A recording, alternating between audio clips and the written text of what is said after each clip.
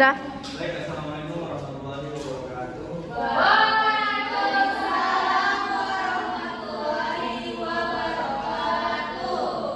Yang kami menghormati Ibu Erna Dewi Nurpraini, MPD, selaku dosen pengampu mata kuliah riset kualitatif, dan teman-teman yang kami banggakan. Berdirinya kami di sini akan mempresentasikan hasil diskusi kami, yaitu tentang desain penelitian kualitatif dalam bidang bimbingan dan konseling, proses teori dan etnografi. Sebelum masuk ke materinya, kami akan memperkenalkan diri terlebih dahulu. Saya Irsyad selaku moderator. Perkenalkan, nama saya Marta Citaloka, selaku pemateri. Dan juga sebagai pemateri. Saya Ramadhani sebagai pemateri. Baik, selanjutnya di sini ada latar belakang, yaitu perkembangan bidang bimbingan dan konseling menuntut adanya penelitian yang mampu mengkaji berbagai persoalan psikologis dan sosial secara lebih mendalam. Dalam kenyataannya, masalah yang dialami individu, keluarga maupun kelompok sering sekali bersifat kompleks dan dipengaruhi oleh latar belakang budaya serta lingkungan. Karena itu, pendekatan kuantitatif saja belum cukup untuk menjelaskan realitas secara menyeluruh. Diperlukan penelitian kualitatif yang dapat menggali makna, pengalaman, dan dinamika interaksi sosial secara lebih komprehensif. Selanjutnya yaitu pengertian Gombe teori. Nah, jadi Gombe teori merupakan metode penelitian kualitatif yang bertujuan untuk menyusun dan membangun teori berdasarkan data yang diperoleh program penelitian berlangsung. Nah, jadi data ini umumnya dikumpulkan melalui wawancara, observasi, dokumen, dan lain-lain yang sesuai dengan fenomena yang sedang diteliti. Lalu tujuannya itu untuk mengembangkan atau mengungkap teori yang sesuai dengan kondisi tertentu, terutama dalam situasi individu yang saling berinteraksi atau bertindak dalam suatu proses sebagai bentuk respon terhadap suatu peristiwa. Next.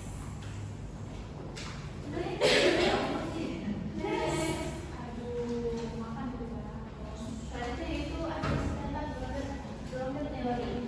Yang pertama itu pengkodean atau coding. Ini itu proses utama dalam analisis data riset Gombe teori. Nah, itu terbagi jadi 3 tahap. Yang pertama itu open coding, yaitu membagi data menjadi bagian-bagian kecil agar lebih mudah dianalisis. Lalu yang kedua, axial coding. Nah, pada tahap ini peneliti mulai menghubungkan kategori yang sudah ditentukan sebelumnya. Lalu yang ketiga, selective coding, yaitu peneliti itu fokus pada satu atau 2 kategori inti yang muncul dari analisis sebelumnya. Nah, peneliti mengembangkan narasi atau teori yang menyeluruh dan menyusun hubungan antara kategori inti dan kategori lainnya itu. Lalu ada perbandingan konstan, yaitu peneliti melakukan perbandingan konstan antara data yang satu dengan yang lain untuk mengidentifikasi kategori dan hubungannya.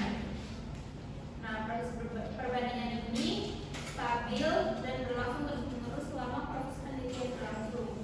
Lalu ada pengembangan teori, yaitu teori yang dihasilkan harus sesuai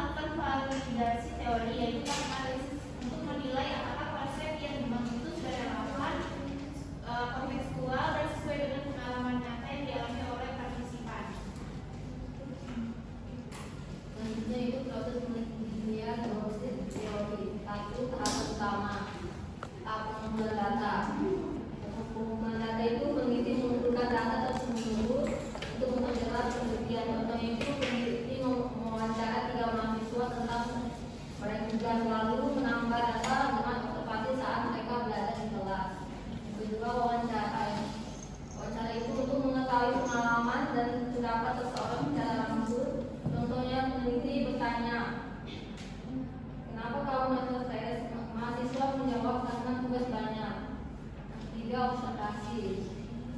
Observasi itu mengamati langsung kejadian atau perilaku di lapangan. Tiga, dokumen dan artefak, itu menggunakan catatan atau dokumen sebagai data tambahan. Contohnya itu peneliti melihat tugas mahasiswa dengan nilai rendah menunjukkan mereka dengan kesulitan memahami materi. Yang kemudian atau coding, yaitu memberi label pada data agar mudah dipahami. Konsep dan kategori, yaitu mengelompokkan data yang sama agar terlihat pola. Contoh itu kode yang pertama itu banyak tugas dan deadline-nya mepet, dimasukkan ke kategori stres akademik. Sedangkan yang tidak paham masuk ke kategori kesulitan belajar. Kemudian pengembangan teori. Pengembangan teori ini menyusun kesimpulan atau teori dari semua data. Contohnya itu stres mahasiswa terjadi karena tugas banyak dan materi sulit. Teori ini dibuat dari hasil wawancara, observasi dan dokumen. Kedua, teoritikal sampling dan satu lanjut, yaitu cara memberi responden berdasarkan kebutuhan data untuk memperjelas teori, bukan diberi secara acak. Sedangkan satu leksion adalah kondisi saat data yang disebutkan sudah berulang dan tidak ada informasi baru lagi. Contohnya itu peneliti awalnya wawancara mahasiswa tentang stres, lalu memilih lagi mahasiswa yang sering tugas untuk memperjelas data. Setelah beberapa wawancara jawabannya sama semua, itu berarti sudah satu leksion dan data cukup.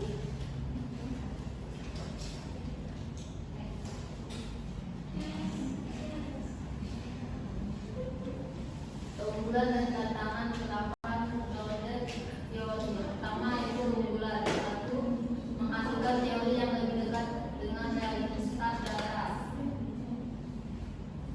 Teori membuat teori langsung dari data di lapangan jadi lebih sesuai kenyataannya. Yaitu fleksibilitas dalam pengumpulan data dan